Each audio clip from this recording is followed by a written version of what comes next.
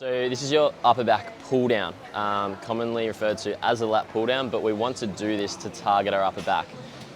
Pick how wide your hands are going to go. It's that when you're down the bottom, your forearms are facing straight up and down.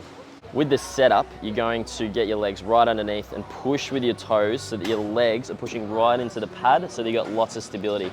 That'll allow Brooke to lean back, arch her back, face her chest at the sky so that when she pulls down, spreads apart, she's pinching her shoulder blades together and then getting her upper back. Elbows a little bit further down. Yeah, about there, perfect spot there. You can think of spreading apart as you do this movement, a little bit more pressure going through the outside of your hand. You just want to stay very proud because that's how we're going to get our upper back. The hack is if you feel as though you can't press your legs into the pad, put plates underneath so then you can push your legs into the pad. Lean back, chest at the sky, spread apart, pinch.